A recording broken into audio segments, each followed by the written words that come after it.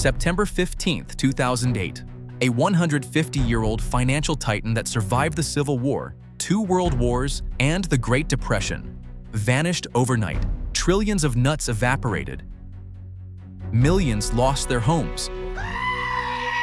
But what if I told you the worst financial crash in history was built on a lie so cheap, it only took one try to sell?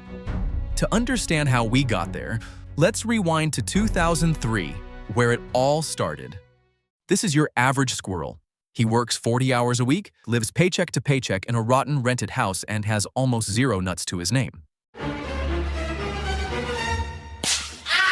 Hey, buddy, why keep giving your hard-earned nuts to the landlord when you could be living in that giant luxury nut mansion over there? Look at it. It's beautiful.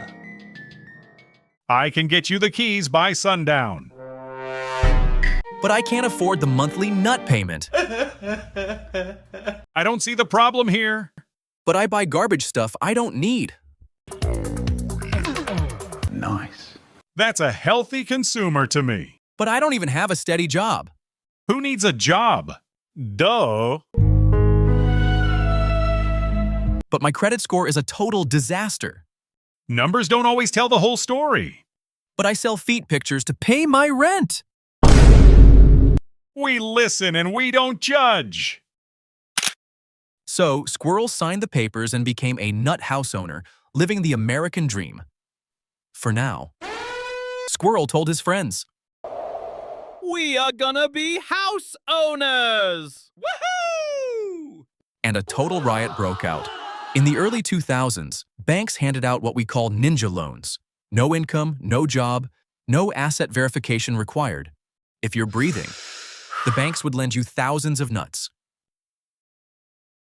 Now, you might ask, why would banks lend nuts to squirrels who clearly couldn't pay them back? Because the banks didn't keep the risk. Wait, what? Traditionally, a bank keeps the loan. If the borrower didn't pay, the bank loses money. But this new system was a massive game of hot potato. Bruh. No one wanted to keep the hot potato in his hand. The moment Squirrel signs the paper, the local bank takes a quick upfront fee by instantly selling the risky loans to the giant Wall Street investment banks. Wall Street didn't want the risk either. Instead, they crushed thousands of these shaky loans together into giant financial packages called mortgage-backed securities, or MBS.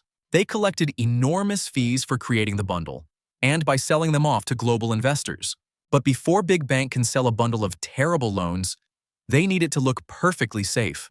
Introducing the credit rating agencies, aka the wise old owls. Bruh. The banks literally paid the owls a fee to evaluate the bundles. So what did the owls do? They looked at a giant box of highly toxic garbage loans and blindly stamped them, grade AAA, literally the absolute highest and safest rating possible. Trusting the owls, global investors poured around $450 billion of their real hard-earned nuts into the system, buying up the bundles. But here is where the game gets truly evil. Wall Street wolves aren't stupid. They knew exactly what was inside those bundles. So after selling the toxic bundles to their global investors, they secretly placed massive financial bets against those exact same bundles. They essentially built a house with a time bomb inside, sold the house to a family, and then bought fire insurance on the house so they would get paid when it burned to the ground. So who was selling them this fire insurance? Introducing AIG, the American Insurance Group. AIG sold what we call credit default swaps, basically money-back guarantees on these toxic bundles. Wall Street paid the bear a premium. If the housing market crashed and the bundles failed, AIG promised to pay Wall Street the full value. The bear was so insanely confident, believing that the housing market would never crash, that they insured billions of nuts worth of garbage without actually keeping enough cash in their vaults to pay out a claim. Wall Street got too greedy.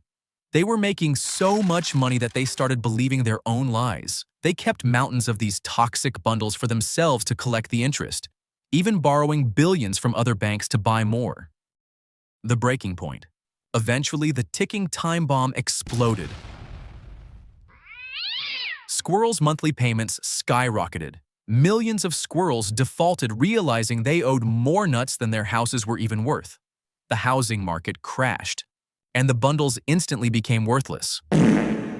Wall Street panicked and ran to their bear to cash in their insurance policies. The bear looked in their giant vault and realized they didn't have nearly enough nuts to cover the avalanche of claims heading their way. The entire forest economy experienced a Wile E. Coyote moment. They ran off a cliff, looked down to find absolutely nothing supporting them, and gravity took over. Giant institutions like Lehman Brothers, a 158-year-old titan that survived the Civil War, the Great Depression, and the 2 World Wars, went bankrupt overnight. Absolute global panic set in as banks, terrified of the worthless bundles hidden in each other's vaults, completely froze lending worldwide. Without credit, businesses couldn't borrow. I'm freezing my nuts off! To stop the entire forest economy from collapsing, the U.S. government stepped in, dropping a whopping $700 billion in bailout nuts because these giants were too big to fail. The massive interventions were global, with the UK pouring $850 billion into rescuing its own collapsing markets between 2008 and 2009. Banks were rescued. The bear was rescued. Wall Street was rescued. Average squirrels? Not so much. Just in the US alone, 10 million Americans lost their homes. 8.7 million jobs were gone, and 9 million people stripped of their health insurance. Retirement accounts were wiped out, while the global shockwave left over 30 million newly unemployed people, including 20 million from China alone. And Europe? Countries like Spain and Greece hitting 25% unemployment. Ireland's unemployment completely tripled. In Latvia, unemployment reached a terrifying 23%. In the end, the entire global financial crisis was basically the banks lent too much, the squirrels borrowed too much, Wall Street packaged it, the owls blessed it, the bear insured it. And when the whole forest caught fire, everyone stood around acting surprised, wondering how it happened. As if nobody had been playing with matches.